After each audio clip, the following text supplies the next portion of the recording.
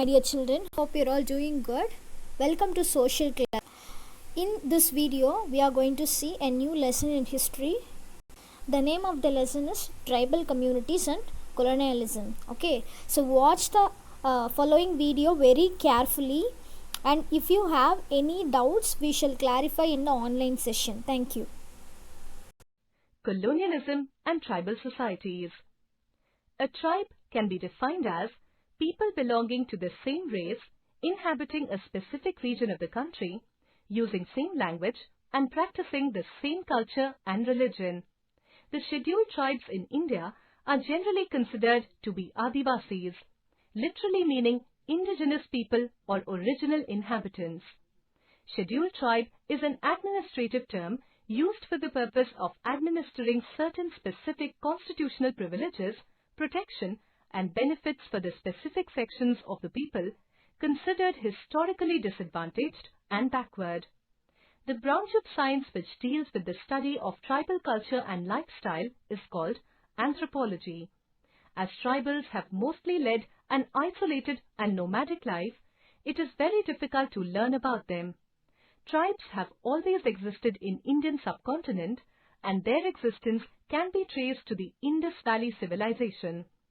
References of tribes are available in Mahabharata.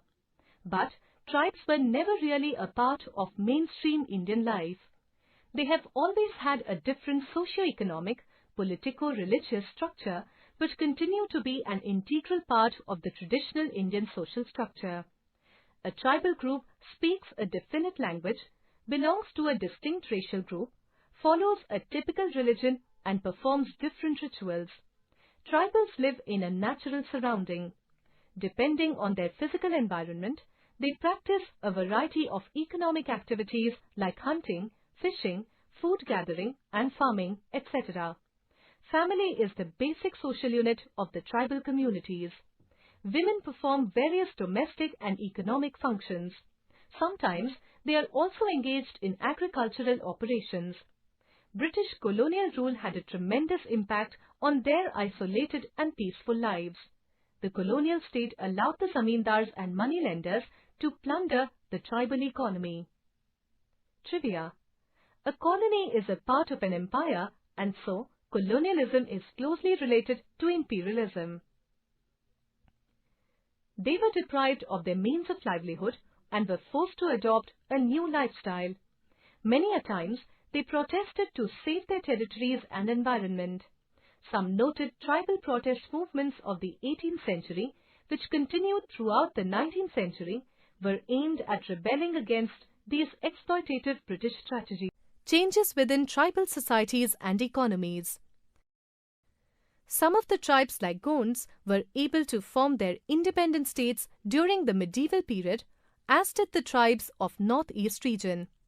Gonds ruled over the independent Gondwana state from the 14th to 18th century until they were subjugated by the Marathas. They primarily lived by hunting, fishing, and food gathering. The Santals have continued to be a sedentary cultivators, although many of them switched over to casual work in plantation, mines, and industry. The Bhils were nomadic by nature, but they have taken to sedentary life of settled cultivators. Such changes in the lives of tribals were brought about due to their interaction with non-tribals. Indian tribes learned the art of agriculture quite early in the history. The land settlement policies introduced by the British adversely affected the traditional joint ownership structure of the tribals and created a lot of unrest in their societies. The government activities exercising exclusive control over forests and plundering forest wealth infuriated the tribals, who viewed it as an attempt to dislocate them. The activities of the Christian missionaries were also objected by some of the tribal societies.